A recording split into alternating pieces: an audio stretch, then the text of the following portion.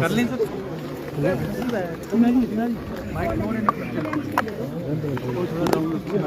Mic नीचे करो भाई, डाउन करो सारा, फेस पे मत करो, नीचे कर लो। हाँ डाउन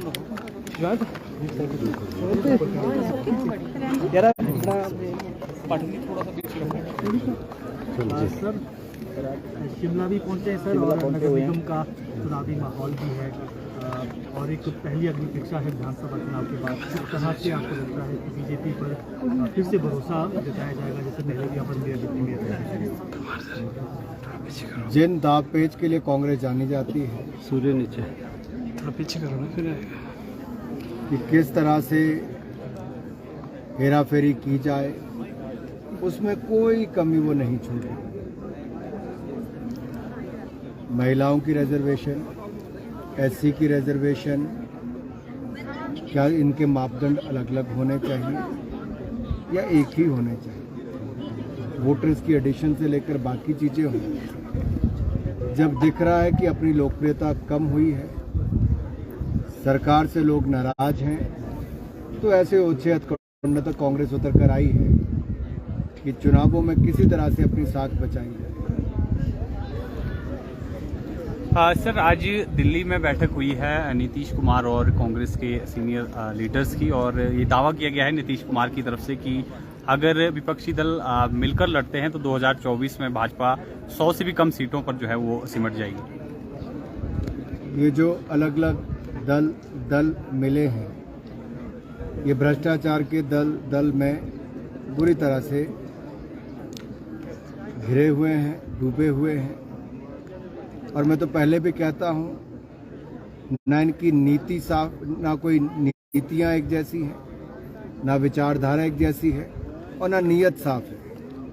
ये तो केवल अपनी साख बचाने के लिए या किसी भी बहाने से जीत दर्ज कराने के लिए इकट्ठे आने का प्रयास करते हैं। ये पहली बार नहीं हो रहा है, 2019 में भी हुआ, ये 2022 में उत्तर प्रदेश के चुनाव में भी हुआ, और ये महागठबंधन जब बना,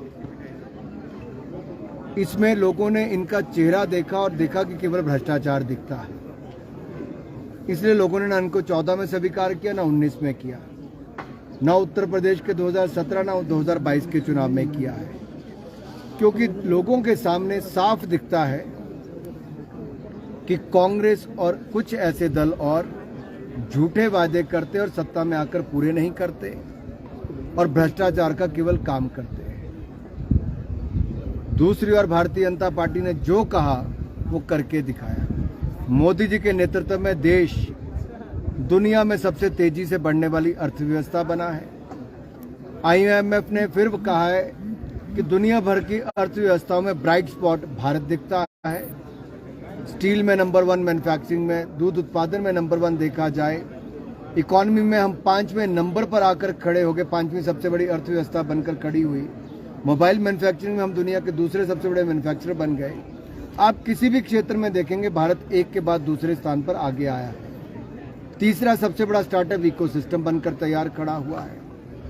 तो मोदी जी के नेतृत्व में जहां देश की अर्थव्यवस्था आगे बढ़ी, कोविड को प्रबंधन लेकर पूरी दुनिया ने प्रशंसा की है, और ऑपरेशन गंगा और ऑपरेशन दोस्त यानी कि यूक्रेन से विद्यार्थियों को बचाकर लाना, उसकी सराहना हुई है।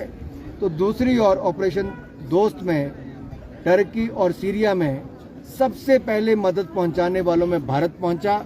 आज भारत मदद मांगने वाला नहीं, भारत मदद पहुंचाने वालों में से।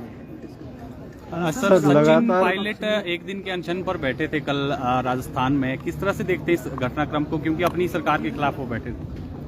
देखिए, अशोक गहलोत जी की सरकार तो केवल भ्रष्टाचार के लिए जानी गई, कानून व्यवस्था चरमरा गई, महिलाओं के साथ उत्पीड़न होना और सर कलम कर देने जैसी घटनाएं वहां पर होना, हाथ पर हाथ रखकर पुलिस वहां की बैठी रही, एक नहीं अनेक स्कैम वहां पर पेपर लीक के हुए, जॉब घोटाले में उनके ही मंत्री और परिवारों के नाम आए, वैक्सीन कि जो भ्रष्टाचार हुआ वो राजस्थान उसमें सबसे आगे नजर आया। अशोक गहलोत जी की सरकार, कांग्रेस भी उनसे छुटकारा पाना चाहती थी लेकिन नहीं पा पाई। सचिन पायलट ने तो पहले भी मोर्चा खोला था लेकिन कदम पीछे हटा लिए थे। आशा करते हैं इस बार टिके रहेंगे। सर लगातार जिस तरह से के पक्ष में जय भारत सत्याग्रह करके एक सत्याग्रह चलाया जा रहा है, हिमाचल में भी 15 तारीख से इसको चलाने की बात की जा रही है, किस तरह से देखते हैं? जिस पार्टी की नींव ही झूठ पर हो वो सत्याग्रह क्या करेंगे? जो पार्टी भ्रष्टाचार में डूबी हो वो सत्याग्रह क्या करेंगे? जिनको सत्याग्रह का मतलब ही पता ना हो श्रीमान राहुल गांधी जी को, वो सत्याग्रह क्या करेंगे? उनके लिए आप समझते हैं ना सत्याग्रह क्या? जरा वीडियो दिखाना उनका पुराना। राहुल गांधी जी ने पिछड़े समाज का अपमान किया, एक बार नहीं बार बार किया।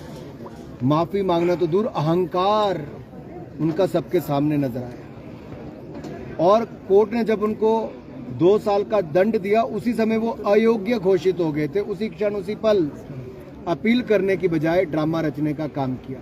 न संसद चलने दी और सड़कों पर भी ड्रामा करते रहे। लोग इनके झांसों में नहीं आने वाले। कांग्रेस की पोल खुल चुकी है। राहुल गांधी बेनकाब हो चुके हैं। वो अनफॉर्चुनेट एमपी अपने आप को कहते थे, अयोग्य घोषित हो चुके हैं। अब अनफॉर्चुनेट क्या, फॉर्चुनेटली एमपी नहीं रहे। अनुराग जी, लगातार कोरोना के मामले पूरे देश भर में बढ़ रहे हैं। मैं चाहूंगा कि सब लोग एहतियात बरतें, जितना प्रयास हो सब लोग प्रयास करें।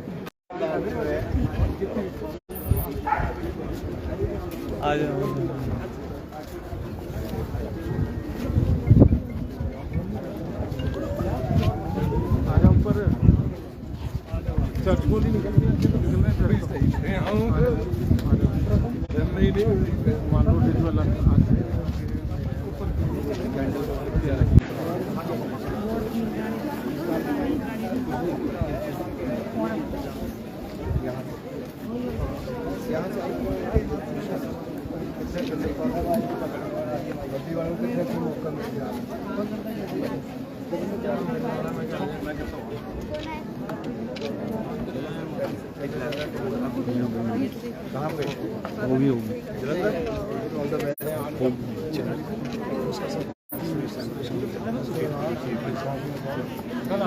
चला